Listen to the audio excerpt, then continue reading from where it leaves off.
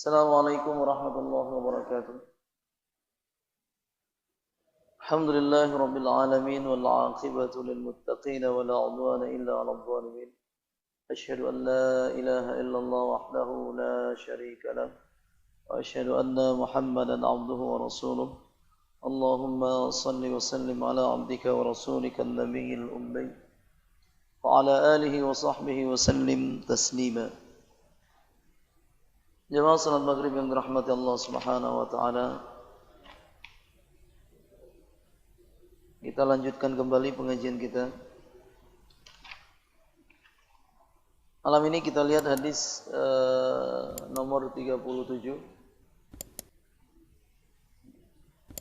Setelah kita bahas beberapa pembahasan terkait dengan hadis nomor 36 termasuk tentang zikir. Dan yang berkaitan dengan zikir ini kalau ingin nanti kita bahas lebih detail lagi boleh dari awal. Kemarin hal-hal yang berkaitan dengan zikir, zikir bersuara besar, zikir bersuara kecil, zikir berkumpul, zikir sendiri-sendiri. Nah ini lebih kurang seperti yang sudah kita sampaikan. Tapi biar lebih jelasnya lagi nanti bagusnya dibahas dari awal hingga akhir terkait masalah zikir tersebut. Nah malam ini kita lihat dulu hadis nomor 37 tentang Abdullah Ta'ala wa fadluhu wa qudratuh, tentang keadilan Allah dan kebaikan Allah, keutamaan Allah, kebaikan di sini. Wa qudratuhu, dan kemampuan Allah Subhanahu wa taala. Nah, ini hadis sangat menarik. Bahkan Imam Nawawi mengomentari setelah beliau mencantumkan hadis ini. Langsung beliau komentari. Nah, hadisnya Ali bin Abbas radhiyallahu anhuma, dari Ibnu Abbas, sepupu Rasulullah SAW, Abdullah bin Abbas. An Rasulullah sallallahu alaihi wasallam fima yarwihi an rabbih tabaraka wa ta'ala. Dari Rasulullah SAW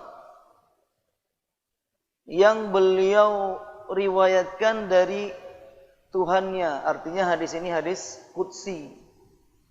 Jadi hadis itu salah satu pembagiannya ada hadis nabawi, ada hadis qudsi. Hadis qudsi itu maknanya dari Allah Subhanahu wa taala, kemudian Rasulullah SAW membahasakan dengan bahasa beliau. Sedangkan Al-Quran semuanya lafadznya itu dari Allah Subhanahu wa taala. Sedangkan hadis qudsi ini lafadznya dari Nabi, sedangkan maknanya dari Allah Subhanahu wa taala. Jadi ada salah satu klasifikasi pembagian hadis namanya hadis qudsi. Hadis qudsi ini bagaimana nilainya? Ya sama juga seperti hadis nabawi, ada yang sahih, ada yang hasan, ada yang dhaif. Nah, ini sebagai informasi bagi kita. Bukan semuanya sahih, ada juga yang dhaif walaupun dia hadis qudsi. Nah, Rasul mengatakan, "Innallaha katabal hasanati was sayyiati." Sesungguhnya Allah, kata Rasul, kataba, menulis, hasanat, kebaikan-kebaikan, wasayyiat, dan keburukan-keburukan. Maksudnya hasanah, kebaikan yang dikerjakan manusia, dan keburukan yang dikerjakan manusia. Siapa yang menulis? Allah. Tapi maksudnya di sini Allah memerintahkan kepada malaikat Allah. Nah, malaikat-malaikat yang telah diciptakan Allah, itu maksudnya. Nah, bukan berarti Allah tidak tahu. Nah, ini dalam hadis ketika Allah Subhanahu wa taala memerintahkan malaikat, "Lihat hambaku," Allah sudah tahu. Tapi itu istilahnya job desk-nya malaikat lah, ya kan? Nah, malaikat ini kerjanya ini, kerjakan nih. Lihat hambaku di sana sedang apa? Bukan artinya Allah tidak tahu. Allah Maha tahu. Ini terkait tauhid pun, saat kita membahas seperti ini pun penting kita kaji ilmu tauhid tersebut khusus juga. Nah, sesungguhnya Allah menulis kebaikan-kebaikan dan keburukan-keburukan. Tsumma bayyan, kemudian Allah menjelaskan. Apa yang dijelaskan oleh Allah? Faman hamma bihasanatin. Saya termasuk senang membaca hadis ini. Walaupun mungkin belum mampu kita kerjakan. Faman hamma bihasanatin. Barang siapa yang hamma, yang ingin hasanah, mengerjakan kebaikan, falam ya'malha, tapi dia tidak mengerjakan kebaikan tersebut, baru ingin saja, ingin mengerjakan kebaikan, maka bagi hamba tersebut katabahallahu indahu hasanatan kamilah, Allah memberikan pahala kepada hamba tersebut yang baru cuman ingin mengerjakan kebaikan, satu hasanah, satu kebaikan, masih ingin, belum aksi, belum mengerjakan.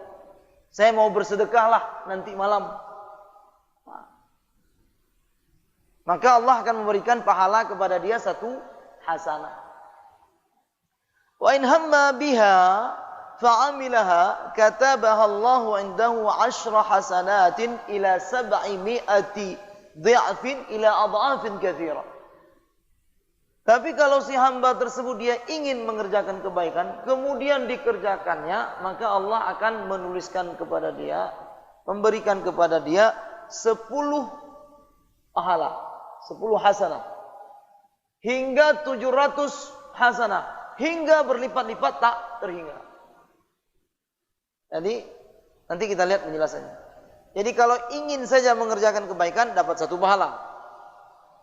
Ingin dan mengerjakan dapat 10 hingga 700 hingga tak terhingga.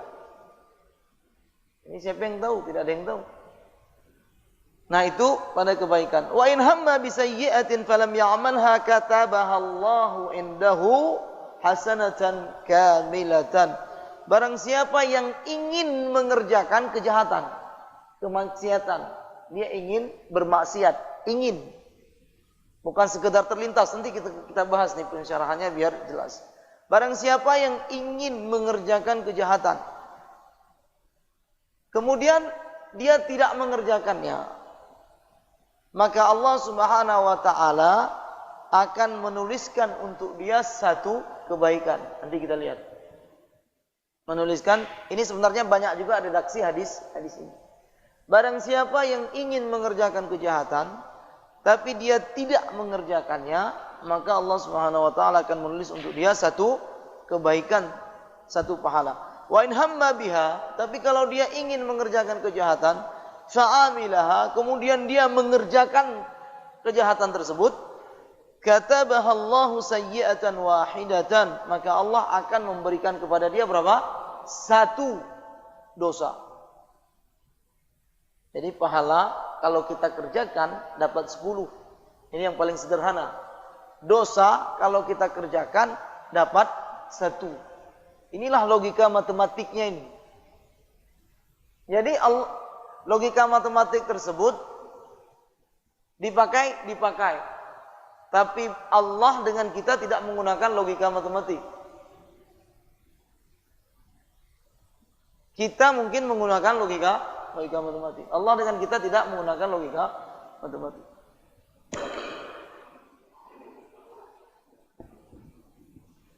Nah, itu lebih kurang hadisnya. Rawahu Al-Bukhari wa Muslimun fi sahihihima bihadhil huruf. Hadis ini diriwayatkan oleh Imam Bukhari dan Imam Muslim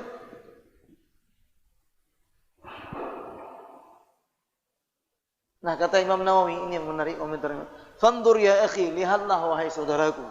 Waffaqana Allah wa iyyaka ila azimi lutfillah. Semoga Allah Subhanahu wa taala memberikan taufik untukku dan untuk kalian terhadap kemurahan hati Allah Subhanahu wa taala, terhadap kebaikan Allah Subhanahu wa taala. Wa ta'ammal hadhil alfaz.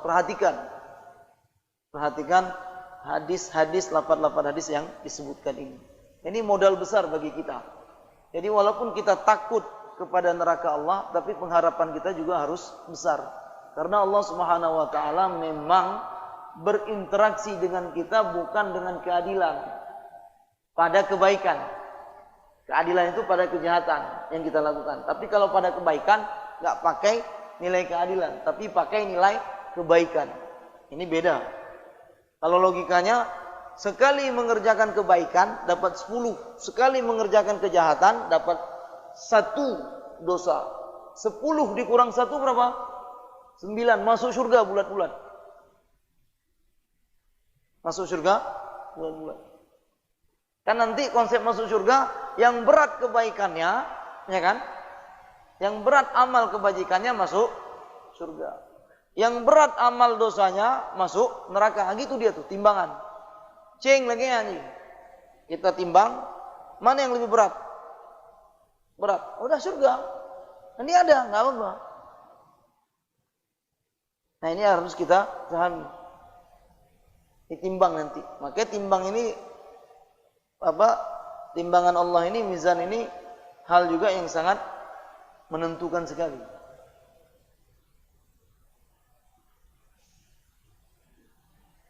Satu kebaikan dapat 10 pahala. 5 kejahatan dapat 5 dosa. 10 kurang 5? 5, masuk surga. Makanya nanti Abdullah bin Mas'ud mengatakan, itu salah satu hal yang menarik juga disampaikan di sini. Abdullah bin Mas'ud mengatakan, wailun liman ghalabat wahdatuhu ala asyaratihi. Celakalah orang yang kejahatannya mengalahkan kebaikan dia. Kejahatan dapat 1, tapi kalau begitu banyak kejahatan, sayang. Sekali kebaikan, kita akan mendapatkan 10 pahala. Kemudian kita kerjakan 11 kejahatan. 11 kurang 10? 10 kurang 11 minus 1, neraka. 1 kebaikan, 10 pahala. 9 kejahatan kita kerjakan. Berapa? 9 dosa. 10 kurang 9, 1 masuk surga. Cuma surga mungkin tak tinggi-tinggi kali, ya kan? Nah ini yang harus kita pahami. Ini konsep keadilan Allah. Makanya judulnya tadi apa? Abdullah, keadilan Allah. Tapi pada kebaikan Allah tidak menggunakan kacamata keadilan pada kebaikan. Tapi kacamata kebaikan. Tapi pada dosa, itu kacamata keadilan. 1 kali dosa, 1 hukuman. 2 kali dosa, 2 hukuman. 3 kali dosa, 3 hukuman. 4 kali dosa, 4 hukuman. Kalau dilipat gandakan 10, ya kan? Udah 40, gawat. Kita salat, dapat 10. Keluar kemudian katakanlah melakukan dosa di luar masjid, dapat 1. Tapi kalau 10, 0. Neraka tuh, nggak ada kebaikan. Nah, kita lihat penjelasannya. Mudah-mudahan ini bisa kita selesaikan hadis ini malam ini. Nah, 10 kebaikan tersebut juga berdasarkan ayat-ayat yang ada di dalam Al-Quran. Man jaa'a bil hasanati falahu asyru amthaliha. Dalam surat Al-An'am, barang siapa yang mengerjakan kebaikan, maka dia akan mendapatkan 10 ganjaran pahala. Apa aja kebaikan? Kebaikan itu apa? Kebaikan itu yang disukai oleh Allah Subhanahu wa taala. Apa saja? Keluar kita tolong orang. Keluar kita dari masjid, kemudian kita tunjukkan kepada orang tempat yang dia ingin ketahui. Apa saja kebaikan? Kita pindahkan duri di jalan. Apa saja? Segala macam kebaikan, maka kalau kebaikan itu dikerjakan dapat 10 pahala. Keluar dari masjid, nauzubillah kita berdosa, melakukan dosa. Umpamanya apa? Umpamanya kita mengupat orang, katakanlah. Dapat 1 dosa. Dapat 1 dosa. 10 kurang 1, 9. Masih masuk surga. Nah,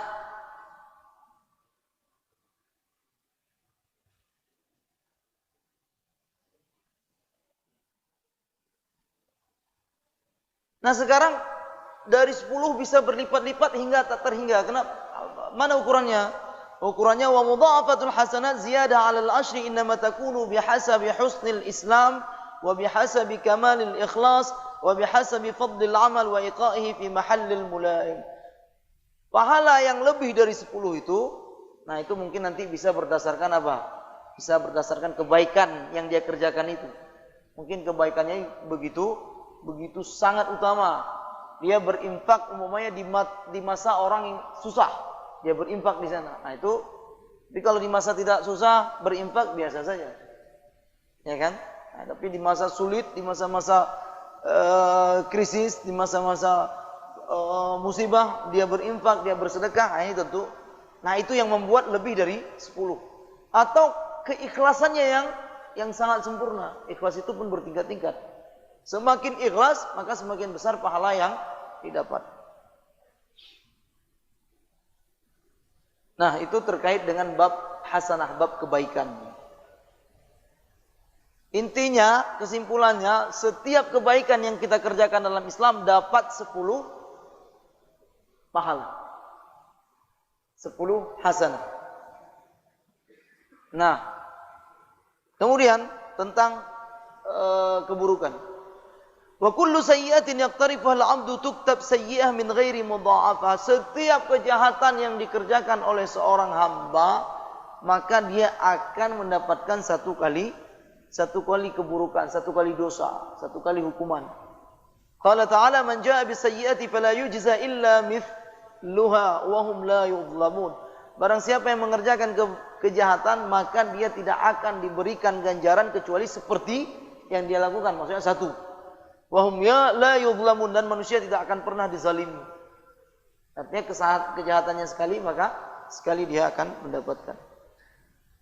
Tapi, ini yang perlu menjadi catatan. Lakin as-sayyi'atu ta'dhumu ahyanan bisababi syarafiz zaman wal makan awil fa'il. Tapi, ini pengecualian. Terkadang kejahatan yang kita lakukan bisa saja dosanya itu berlipat-lipat. Tergantung satu masa, tergantung waktu. Dua, tergantung tempat. Tiga, tergantung orang.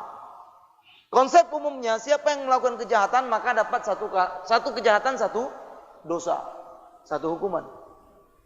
Tapi nanti ada pengecualian. Kejahatan pun bisa berlipat. Ini pengecualian. Tergantung masa, waktu, tergantung tempat, tergantung orang. Tergantung masa bagaimana? Seperti saat ini. Kita sekarang berada di bulan Zulqa'dah, bulan haram. Nah, ini bahaya melakukan dosa, melakukan kejahatan di bulan-bulan haram seperti ini. Karena bisa berlipat-lipat ya dosanya. Itu berdasarkan ayat mungkin sudah sering kita bacakan, inna iddatash syuhuri 'indallahi 12 syahran fi kitabillah yawma khalaqas samawati wal arda minha arba'atun hurum dzalika ad-dinul qayyim fala tadhlimu fihinna anfusakum. Ada 12 bulan di saat Allah menciptakan langit dan bumi ini. Ya kan? Minha arba'atun hurum. Di antara 12 tersebut ada 4 bulan haram. Nah, di bulan haram ini fala tadhlimu fihinna anfusakum. Janganlah kalian menzalimi diri kalian. Kata para ulama tafsir, melakukan dosa. Kenapa? Karena akan berlipat-lipat hukuman yang akan diterima kalau melakukan dosa di bulan-bulan haram. Apa bulan-bulan haram? Zulqa'dah saat ini. Kemudian Zulhijjah, kemudian Muharram, kemudian Rajab. Jadi bulan Zulqa'dah jangan lakukan dosa. Bulan Zulhijjah jangan lakukan dosa. Bulan Muharram jangan lakukan dosa. Bulan Rajab. Kenapa? Karena hukumannya berlipat-lipat. Artinya di 8 bulan lainnya pun mendapat dosa, tapi tidak seberat dosa di dalam 4 bulan ini. Nah, itu konsep dalam surat At-Taubah. Nah, yang melakukan dosa dapat sekali, yang melakukan kejahatan dapat 1 dosa. Kecuali nanti kalau dia melakukan di masa-masa tertentu. Atau di tempat-tempat tertentu. Umpamanya apa? Umpamanya dia melakukan dosa di tanah suci. Seperti di Mekah. Nah, ini bahaya melakukan dosa di sana. Allah Subhanahu wa taala berfirman, Al-hajju ashhurum ma'lumat. Nah, ini dalam surat Al-Baqarah. Jelas kan? Haji-haji tersebut memiliki waktu-waktu yang sudah jelas. Al-hajju ashhurum ma'lumat. Faman farada fihinna al-hajja fala rafath. Barang siapa yang telah diwajibkan berhaji kepada dia, maka janganlah dia rafath, fusuk, jidal. Dia melakukan berbuat keji, berbuat rafath, berbuat kemaksiatan. Kemudian fusuk, berbuat kefasikan. Kemudian jidal, berdebat dan lain-lain. Fil hajj, di tanah suci. Qala Ibnu Umar berkata, al-fusuq, apa itu fusuk dalam ayat? Ityanu ma'asillah fil haram, melakukan dosa di tanah suci. Nah, kemudian Allah mengatakan dalam surah Al-Hajj, wa may yurid fihi bi ilhadin min zulmin nudhiqhu min adzabin alim. Siapa yang melakukan lebih kurang seperti itu, melakukan dosa, ya kan, kezaliman di haram tersebut, nudhiqhu min adzabin alim, kita akan mengazab dia dengan azab yang pedih. Nah, makanya sebagian para sahabat takut mereka berada di tanah suci, bahkan menjauh. Nah, ini karena takut dosa tadi, bukan tidak ingin. Ngeri melakukan dosa. Ini sahabat, iman sahabat. Yattaquna suqnal haram khasyata irtikabiz dzunubi fih. Mereka istilahnya menjauh, takut untuk tinggal di tanah suci. Kenapa? Khawatir melakukan dosa. Seperti siapa? Abdullah bin Abbas, Abdullah bin Amr bin As, Abdullah bin Umar bin Abdul Aziz dan lain-lain. Umar bin Abdul Aziz ini tabi'in. Nah, ada beberapa sahabat yang takut tinggal di tanah suci. Kenapa? Takut terjerumus ke dalam dosa. Kenapa? Karena dosanya, hukumannya berlipat-lipat. Wa ruwiya anna Umar bin Al-Khattab radhiyallahu anhu qala li an ukhti'a 70 khati'ah. Umar bin Khattab pernah berkata, aku melakukan 70 kali kesalahan itu lebih ringan, lebih aku sukailah kalau bahasa ahabbu ilayya min an ukhti'a khati'atan wahidatan di Makkah. Untuk aku lakukan 70 dosa, 70 kesalahan di luar tanah suci, itu lebih biasa bagiku daripada aku melakukan satu kesalahan di tanah suci. Ini yang ingin dikatakan, di tanah suci hukuman yang akan kita terima bila kita melakukan dosa di sana berlipat-lipat. Makanya Mujahid mengatakan, seorang tabi'in murid Abdullah bin Abbas, tudha'afu sayyi'at di Makkah kama tudha'aful hasanat. Akan dilipat gandakan dosa hukuman yang kita lakukan di Mekah sebagaimana dilipat gandakan pahala kebaikan yang kita lakukan di Mekah. Ini kan ada hadisnya, salat di kota Makkah, salat di tanah suci mendapatkan berapa? 100.000. Salah satu riwayat 100.000 kebaikan. Walaupun salat sendiri. Jadi tak berbanding salat jamaah di sini dengan salat sendiri di sana. Jadi kalau sempat diberikan kesempatan untuk salat di tanah suci, pergi ke tanah suci, maka salatlah banyak-banyak, walaupun sendiri. Karena sekali kita salat di tanah suci, maka kita akan mendapatkan 100.000 pahala, berlipat-lipat. Bagaimana kalau dosa? Berlipat-lipat juga hukumannya. Itu sekali, walaupun sendiri, apalagi jamaah. Jamaah berapa? 27 kali lipat. Kali 100. Tak terhingga, ini yang dikatakan tadi. Pahala lebih dari 10 kali itu, hingga 700, hingga tak terhingga. Ini berdasarkan apa? Kebaikan yang dia lakukan, pahala tersebut. Berdasarkan kesempurnaan niatnya, berdasarkan hal-hal yang. Nah, jadi hadis ini sungguh sangat memotivasi, walaupun juga membuat kita takut juga. Kalau kejahatan tersebut kita lakukan umpamanya di waktu-waktu yang diharamkan, atau di tempat-tempat yang diharamkan juga. Apakah ada orang melakukan kejahatan di tanah suci? Banyak. Kenapa? Nah, ini saya nggak tahu. Apakah karena jahil atau karena kalau melakukan kejahatan udah tahu dilakukan juga, ini fatal sekali. Mencopet di depan Ka'bah. Nah, ini kan berarti, ya kan? Mencopet di mana? Di depan Ka'bah. Hah? Nyantol kalau mungkin. Tapi mencopet di depan Ka'bah itu ada. Hilang uang orang di depan Ka'bah. Ini bayangkan nih, di depan Ka'bah. Ka'bah itu kan langsung tembus ke Baitul Ma'mur itu garisnya. Nah bayangkan, sahabat saya ngeri. Jangankan untuk melakukan, untuk tinggal saja ngeri. Takut melakukan dosa di sana. Bahkan Umar bin Khattab mengatakan apa? 70 kesalahan aku lakukan di luar kota Mekah itu mungkin lebih ringan sedikit daripada satu dosa, satu kesalahan aku lakukan di tanah suci. Nah, satu kali kejahatan, satu dosa. Kecuali kalau kejahatan tersebut kita lakukan di waktu-waktu tertentu, di tempat-tempat tertentu, atau oleh orang-orang tertentu. Nah, orang tertentu siapa? Umpamanya istri-istri Nabi. Nah, ini enggak sama nih. Dalam ayat dikatakan Al-Ahzab 30:31. Ya nisa'an nabiy man ya'ti minkunna bifahishatin mubayyinatin yudha'af laha al-'adhabu dhi'afaini wa kana dzalika 'ala Allah yasira.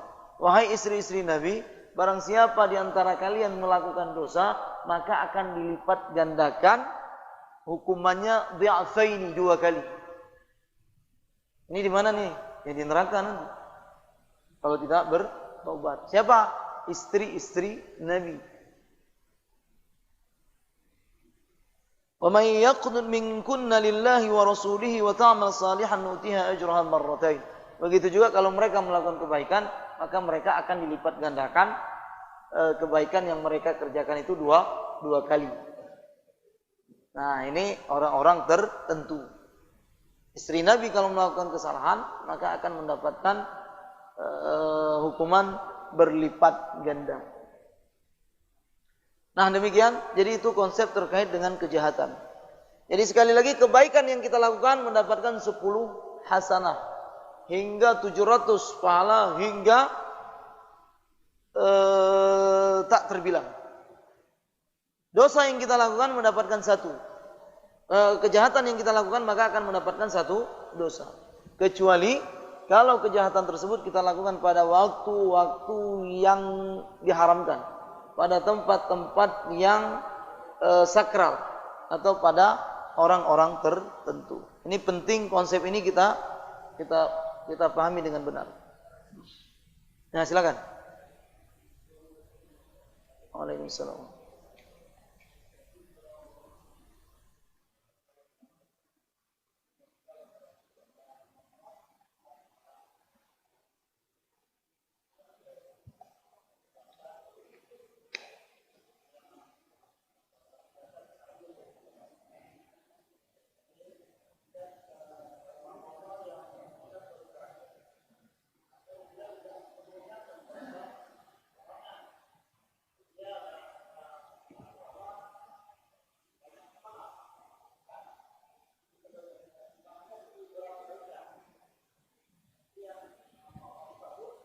Surga.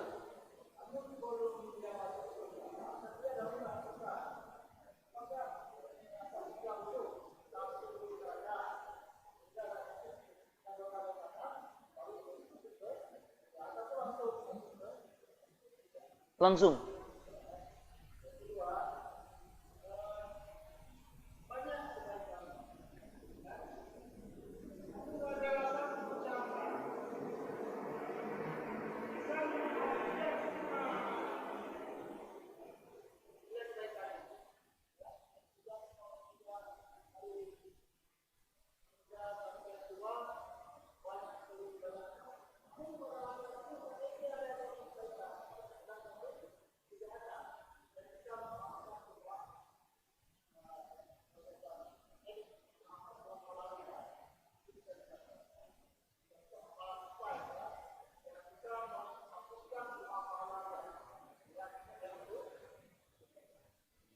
Pertanyaan yang pertama seperti tadi yang kita tanggapi langsung, mohon maaf, itu berarti dia masuk surga. Nanti kan ada tahapan-tahapan saat seseorang berada di akhirat. Salah satunya nanti hisab, diinterogasi, ya kan? dievaluasi. Nah, sebenarnya evaluasi itulah yang paling ringan yang kita rasakan. Yang enggak dievaluasikan masuk surga langsung. Nah, itu tidak mendapatkan azab sama sekali. Di saat diinterogasi oleh Allah itu azab juga tuh. Karena memang sangat mengerikan. Jadi kan ada dalam ayat dalam surah Insyiqaq pokoknya yuhasabu hisaban yasira. Apa ayat yang sebelumnya? Wa amma man utiya kitabahu bi yaminihi fasawfa yuhasabu hisaban yasira. Ya kan? Yang diberikan kitab catatan amal kebajikan di sebelah kanan, maka dia akan dihisab dengan hisab yang yasir. Dia akan diinterogasi dengan interogasi yang paling ringan. Apa itu? Itulah saat dipanggil itu yang paling ringan tuh. Belum dihukum, dipanggil saja kita sudah ketakutan. Nah di saat diinterogasi, mungkin setelah itu akan ditimbang, ya kan? Ditimbang. Nah, ini mizan. Nah, saat ditimbang, maka katakanlah amal kebajikannya lebih banyak, dia masuk surga.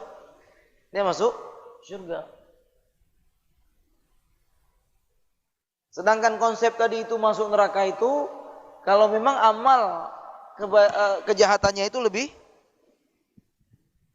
berat, dia masuk neraka. Nah, neraka itu nanti yang akan menghabisi semua kejahatan-kejahatannya hingga akhirnya dia akan dikeluarkan dari neraka. Itu kalau tidak syirik kepada Allah Subhanahu wa taala. Nah, itu konsepnya, Pak. Nah, bagaimana dengan dosa yang bisa menghabiskan semua kebaikan yang dikerjakan? Bisa seperti umpamanya dosa jariyah. Dosa yang terus dikerjakan oleh orang lain akibat perbuatan dia. Nah, ini namanya dosa jariyah. Ini kan ada man sanna fil islami sunnatan hasanatan falahu bagi dia kebaikannya dan kebaikan bagi yang mengerjakan kebaikan yang dia. Barang siapa yang melakukan sunnah kebaikan, yang melakukan kebaikan di dalam Islam ini, kemudian kebaikan itu diikuti, maka dia dapat pahala dan pahala orang yang mengikuti kebaikan tersebut. Nah, itu konsep juga dalam Islam. Seperti hadis ini juga, tapi di dalam redaksi yang lain.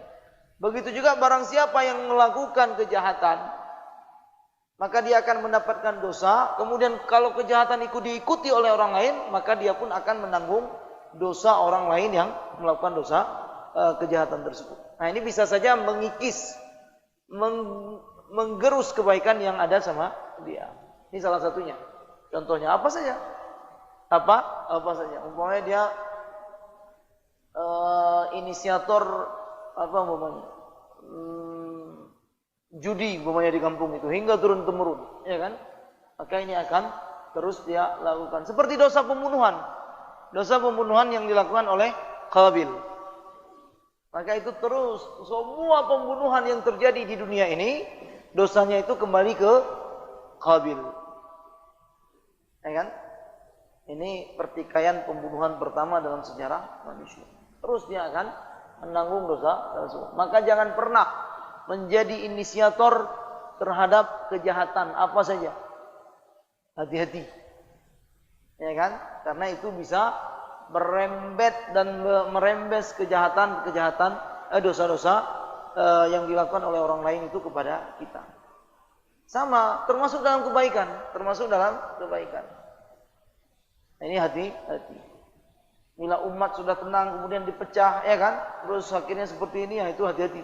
Juga bisa dapat kejahatan-kejahatan, dosa-dosa yang dilakukan oleh orang yang menginisiasi pertama sekali. Demikian. Nah, ini saya bacakan sedikit lagi. Sekarang barang siapa yang ingin, ya kan? Nah, ingin ini bukan sekedar terlintas, tapi memang berkeinginan. Al-hammu di sini maknanya al-iradah wal qasd. Hammun man hamma, barang siapa yang ingin, itu keinginan bukan sekedar terlintas di kepala, tapi memang dia betul-betul yang belum dikerjakannya saja.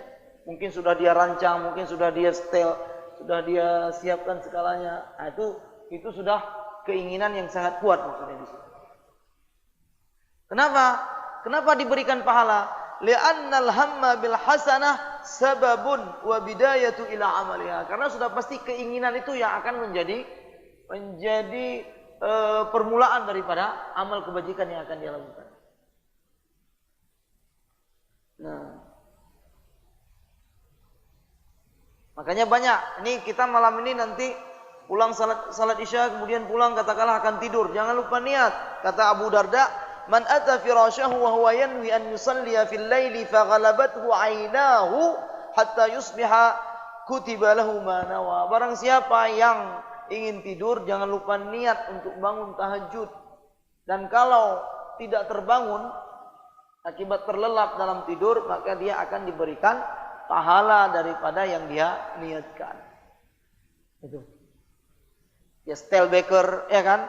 Dia berwudu, dia berzikir, dia setel beker, kemudian dia tidur, rupanya tidak terbangun, maka dia dapat pahala tahajud tersebut. Kata siapa?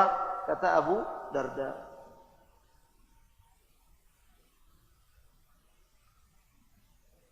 Nah, itu salah satu dan banyak hadis-hadis yang lain.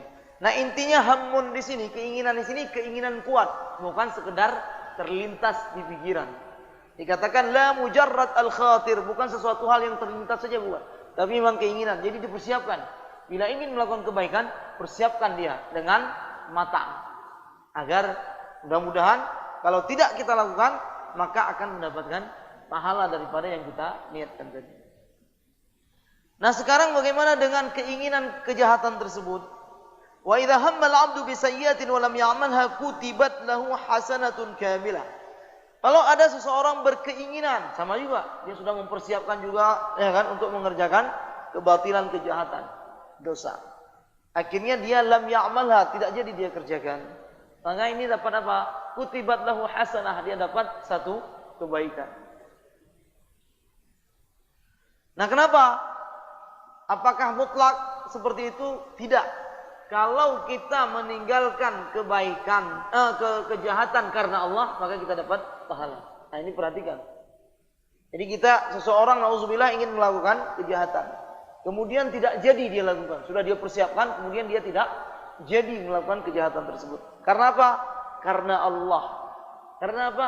Karena takut kepada Allah. Maka dia mendapatkan satu pahala.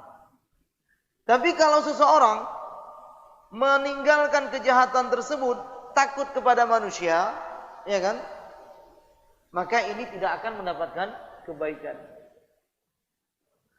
Ana jadi pakai malai tu, ya kan? Kalau lego malai tu. Itu pui gom tu. Nyan hana tu metapu. Ya memang alhamdulillah tidak dapat dosa, tapi tidak mendapatkan pahala. Bahkan ada pendapat, nah ini juga bagian mungkin ada pendapat. Bal qila, ada pendapat. Siapa yang berkeinginan melakukan kejahatan, kemudian dia tidak jadi melakukan kejahatan tersebut, tapi bukan karena Allah. Nah, ini bahkan apa? Yu'aqab ala tarkis sayyi'ah bihadhin niyyah. Dia akan dihukum.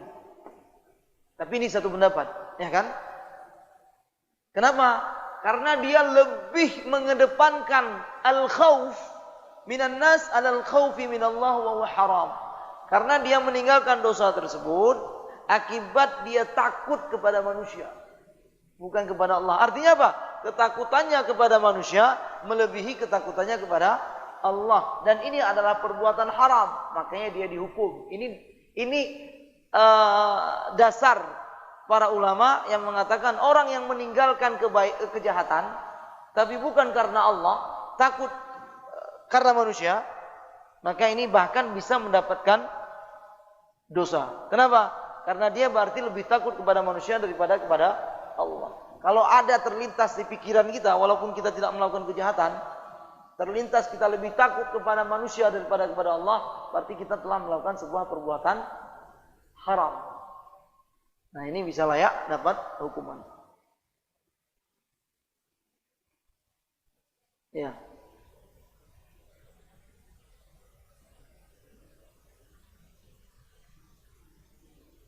Nah, ini makanya Imam Ibnu Hajar juga mempertegas, fa in tarakaha min makhafati rabbih subhanahu wa ta'ala kutibat hasanah mudha'afah. Barang siapa yang meninggalkan dosa karena takut kepada Allah, maka dia akan mendapatkan pahala. Ada pertanyaan? Nah, silakan.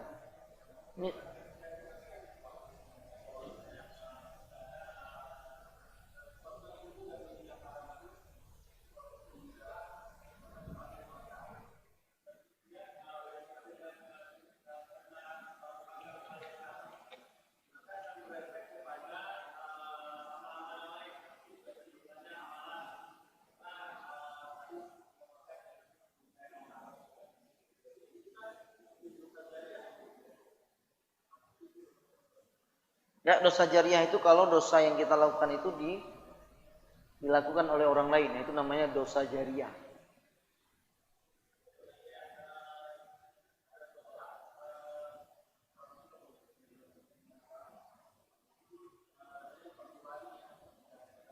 Ya. Kalau umpamanya minuman haram tersebut diikuti oleh orang lain, nah maka pahala dosa orang mengikuti itu juga ditanggung oleh dia. Umpamanya dia ngajak minum orang lain, yuk minum yuk, ini cuaca dingin sekali nih. Umpamanya di Eropa, ya kan, budaya orang-orang Eropa itu mereka minum khamar. Tujuan mereka itu memang untuk menghangatkan badan. Yang mabuk itu, yang teler itu kalau udah lebih dosis. Nah, pergi kita ke sana, kita ikut budaya seperti itu, ya kan? Dapat dosa. Kemudian diikuti oleh orang lain lagi, maka dosa mereka itu pun kita tanggung kalau kita ajak umumnya. Yang tadi itu apa istilahnya, hadisnya juga terkenal, mana mata min haram fa naru aula bih, yang tumbuh dari haram maka neraka lebih. Iya. Jadi kalau di tubuh kita ini ada hal yang haram itu harus dibersihkan. Kalau tidak maka nanti masuk neraka. Ya berarti itu dosa yang tersebut itu kan berhubungan dengan yang lain. Kalau sudah dimakan sesuatu itu berarti harus dibersihkan. Makanya nanti dalam rukun taubat itu kan ada 4. Kalau dia berhubungan dengan manusia maka harus diselesaikan. Kalau tidak akan pernah selesai.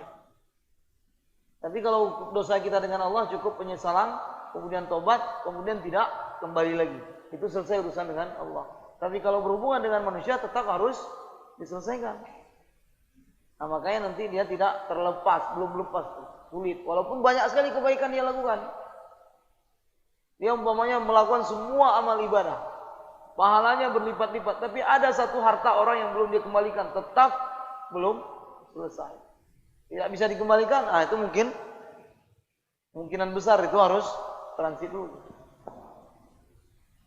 Nah, sedangkan dan itu akan berefek kepada yang kedua tadi, tidak diterima doa dan lain-lain. Karena apa?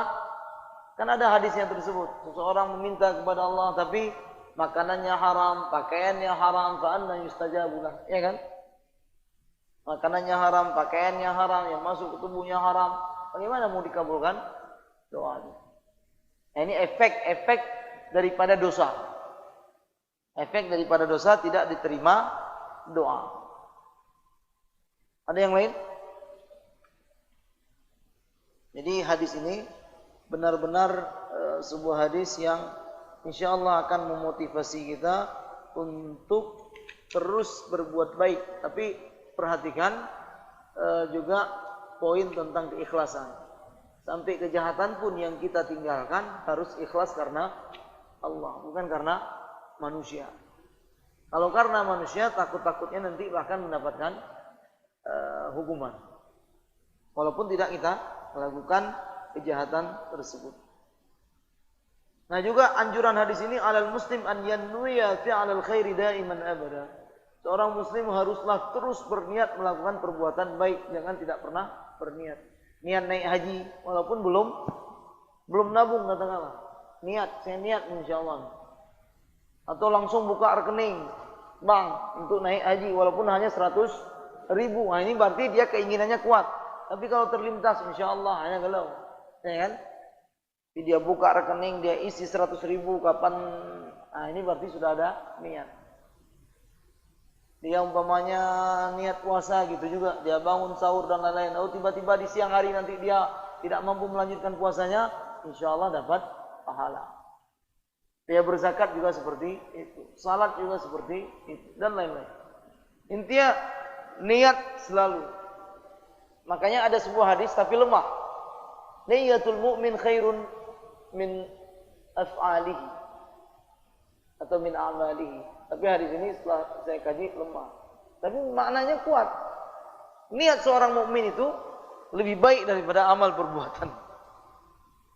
Hadis ini memang lemah, tapi maknanya itu lumayan. Harus niat. Maksudnya di sini yang ingin diminta kepada kita, tolong selalu berniat melakukan kebaikan. Sedangkan hal-hal yang terlintas di pikiran kita, terlintas saja, terlintas untuk melakukan dosa, maka ini tidak akan diberikan hukuman, kecuali kalau yang terlintas tadi itu kita realisasikan. Nah, itu baru akan mendapatkan dosa. Hadis ini juga memberikan sebuah pelajaran penting bagi kita. Begitulah rahmat Allah kepada hambanya. Jadi sekali kebaikan berlipat-lipat Allah kasih pahala. Sekali dosa satu cuman, sekali kejahatan satu kali dosa cuman diberikan. Ini tidak ada manusia seperti itu. Nah, demikian, kalau tidak ada pertanyaan kita tutup. Ada pertanyaan terkait dengan hadis ini?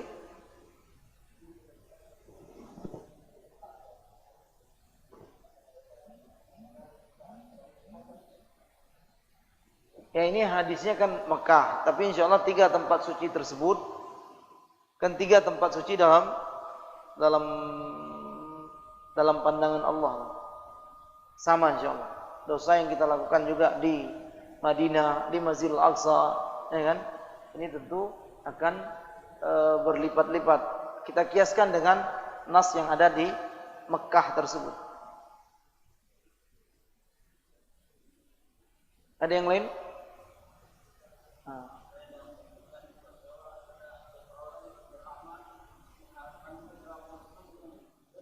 Mengharapkan surga Allah, bolehlah, tidak masalah. Dia mengharap surga Allah tidak masalah. Itu ikhlas juga. Ikhlas itu ada bertingkat-tingkat. Yang lain? Tidak ada. Nah, waktu sudah sampai. InsyaAllah kita tutup pengajian kita. Mudah-mudahan bermanfaat bagi kita semua dan mudah-mudahan bisa kita amalkan. Sekali lagi mari kita terus-menerus menanamkan niat-niat kebaikan di dalam hati kita. Mudah-mudahan Allah Subhanahu wa taala memberikan pahala dan mudah-mudahan juga memberikan taufik kepada kita untuk mengerjakan kebaikan yang kita niatkan tadi.